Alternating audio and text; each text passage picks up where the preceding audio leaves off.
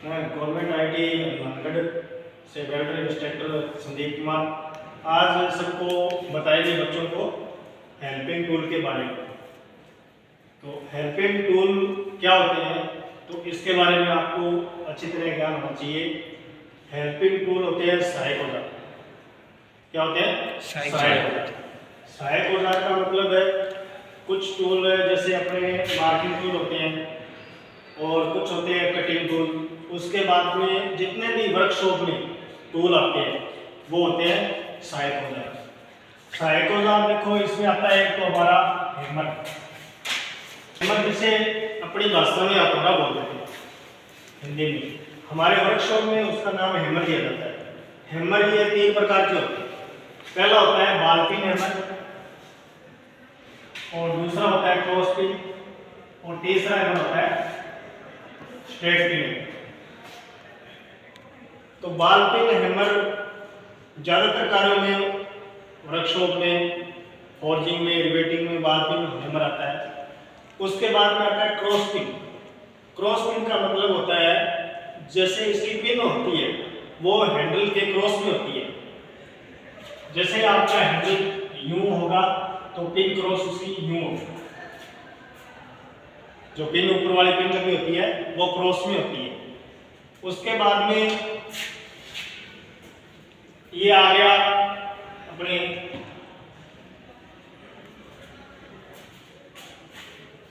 Straight pin. इसकी cross pin की तरह ही होता है, ये स्ट्रेट होती है जो हैंडल के समांतर होती है। स्ट्रेट पिन की जो इतनी खासियत इसके समांतर होती है। ये भी जैसे नाली वगैरह उनको सेट करने में, फॉर्जिंग रिवेटिंग में क्रॉस पिन काम आता है। और स्ट्रेट पिन होता है हैंडल में समांतर होने के कारण खांचे वगैरह होते हैं उसमें चादर वगैरह को सेट करना और नए कार्यों में ये मतलब इसका भी काम आता है। उसके बाद में आता है स्लेज हैमर। पॉइंट नंबर 2 में आता है स्लेज हैमर, जिससे हम अपनी भाषा में घन भी बोल देते हैं, और ये बड़ा हैमर होता है। तो जैसे जो को मतलब फॉर्जिंग करने के लिए, उसको सीधा करने के लिए, तो उस कार्य के लिए ये स्लेज हैमर काम आता है। अब आते हैं हम 3 नंबर पे वेल्ड गेज। वेल्ड गेज ये होता है जैसे हमारे बीड की मोटाई नापने के लिए काम आते हैं कि जॉब पे कितनी मोटी बीड लग गई है उसको नापने के लिए वेल्ड गेज होते हैं। जो आपको जैसे चैप्टर में वेल्ड गेज होते हैं जो आपको जैसे चैप्टर में आगे आपको इसका दिखाएंगे उसके बारे में भी। और उसके बाद में आता है मैग्नीफाइंग ग्लास। ये मैग्नीफाइंग ग्लास मतलब होता है जॉब में, बीड में किसी प्रकार का दोष का निरीक्षण करने के लिए। जैसे आप पहले स्कूलों में देखते थे, नहीं अपने लेंस देखा होगा आपने, तो लेंस से अपने देखते थे भी अक्सर बड़े बड़े दिखते हैं, बचपन में देखते हैं ना, तो उससे वो खेलने के लिए खरीदते हुए लाते थे। वो भी वही होते हैं मैग्नीफाइंग ग्लास। ये बड़े होते हैं, साइज उनका बड़ा होता है। ये दोष को बारीकी से बोलो होल है, पोरोसिटी है, भारी दोष वेल्डर के सारे हम इस मैग्नीफाइंग ग्लास से देख सकते हैं। ये सहायक औजार में आता है। उसके बाद में आ गई टॉन्ग्स। इसे संडासी या चिमटा बोल देते हैं। तो ये गर्म जॉब को पकड़ने के लिए काम में लिया जाता है इसका। उसके बाद में आता है स्क्रू ड्राइवर, जैसे पेचकस। आपको नाम से ही पता लग रहा है कि पेचकस यानी पेच को कसना। तो ये स्क्रू ड्राइवर पेचों के लिए यूज किया जाता है। Pipe cutter. अब देखो इसके नाम से ही पता चल रहा है पाइप कटर। कटर में से काटना यानी काटने वाला। ये पाइप पेंस की तरह होता है दिखने में। इसके 2 कटर फिक्स होते हैं, एक मूवेबल होता है। तो ये पाइप कटिंग के लिए पाइप कटर का यूज किया जाता है। उसके बाद में आता है 4 नंबर पे पाइप रेंच। पाइप रेंच ज़्यादातर प्लम्बर वर्क कार्य में काम लेते हैं, और वैसे सब वर्कशॉपों में काम लेते हैं। लेकिन पाइप रेंच पाइप को खोलने के लिए, उसको कसने के लिए पाइप रेंच का कार्य काम में लिया जाता है। उसके बाद में देखो एनविल।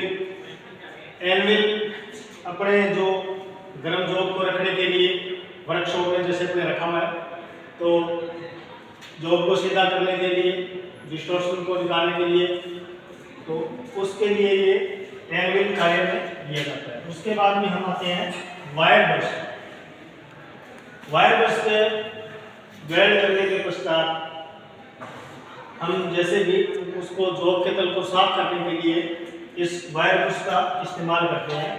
इसको एक तरफ करना चाहिए, इससे ज़्यादा गर्म जॉब पे नहीं चलाना चाहिए। अगर ज़्यादा गर्म जॉब होगा तो इसके जो वायर है खराब हो जाएगी, ठीक है। इसको नॉर्मल हो जो उसको साफ करने के लिए तो उसको वायर ब्रश का यूज किया जाता है। उसके बाद में आता है सी क्लैंप, ठीक है। इसको नॉर्मल हो जो उसको साफ करने के लिए तो उसको वायर ब्रश का यूज किया जाता है। उसके बाद में आता है सी क्लैंप। सी क्लैंप की भी अहम भूमिका है। ये अंग्रेजी वाले सी अक्षर की तरह बना होता है और इसमें क्या है, जैसे ये एक मान लो इसके ऊपर अपने लोहे की चद्दर फिट करनी है, ये डेस्क लगा हुआ है, तो इसमें ऊपर चद्दर के चारों तरफ हम कलर लगा देते हैं। जैसे टाइट कर दिया तो उससे हम जोड़ देते हैं या वेल्ड कर देते हैं, रिवीट कर देते हैं, तो उसके लिए सी क्लैंप का यूज किया जाता है। उसके बाद में आती है leg vice. Leg vice bench vice की तरह होती है, लेकिन इसकी एक लेग जमीन के सटी होती है और इसका उपयोग गर्म जॉब को पकड़ने और उसको फोर्जिंग वगैरह करने और जैसे एज वगैरह जॉइंट बनाते हैं तो उसके काम में भी इसका यूज किया जाता है। उसके बाद में आती है पाइप वाइस। पाइप वाइस के बारे में, पाइप वाइस यानी पाइप को पकड़ने वाली, तो जैसे पाइप को पकड़कर हम कोई कार्य पूरे करते हैं तो ये पाइप वाइस काम में लेते हैं। उसके बाद में मशीन वाइस। मशीन वाइस वो होती है जो आपने ड्रिल मशीन देखी है, ड्रिल मशीन के नीचे जो एक स्कंजा सा रखा होता है उससे पाइप वो मशीन वाइस बोलते हैं कि उसके अंदर उस जॉब को पकड़ के हम सुराख वगैरह निकालते हैं तो वो मशीन वाइस होती है। उसके बाद में bench vice. Bench vice job को काटने, जो प्लेट को काटने के लिए और जॉब को 90 डिग्री पर सेट करने के लिए, मतलब हम फायरिंग वगैरह कटिंग वगैरह करते हैं बेंच वाइस में पकड़ के, जो आपके पीछे बेंच वाइस लगी हुई है, इसका कार्य हम करते हैं। ये आता है स्क्रू गेज। स्क्रू गेज है मतलब ये 0.01 बहुत ही सूक्ष्म माप लेने वाला यंत्र होता है, इसे हम स्क्रू गेज बोलते हैं। उसके बाद में आता है अर्थ क्लैंप। अर्थ क्लैंप अपने जैसे वेल्डिंग मशीन पे कार्य करते हैं तो एक हमारा होल्डर में जुड़ा होता है वायर, एक वायर हमारा अर्थ क्लैंप में जुड़ा होता है, चिमटे की तरह होता है, वो अर्थ क्लैंप को हम पकड़वा देते हैं, उसे अर्थ क्लैंप कहते हैं, ठीक है। उसके बाद में आती है स्पैनर। स्पैनर जो हम अपनी भाषा में चाबी बोल देते हैं उसे, जैसे नट बोल्ट वगैरह टाइट करने के लिए, क्योंकि उनके जो अपने छोटे से छोटे नंबर के 9 नंबर से 8-9 नंबर से लेकर जितने बड़े नंबर की चाबी है वो सारी स्पैनर होती है। उसके बाद में आता है चिपिंग हैमर।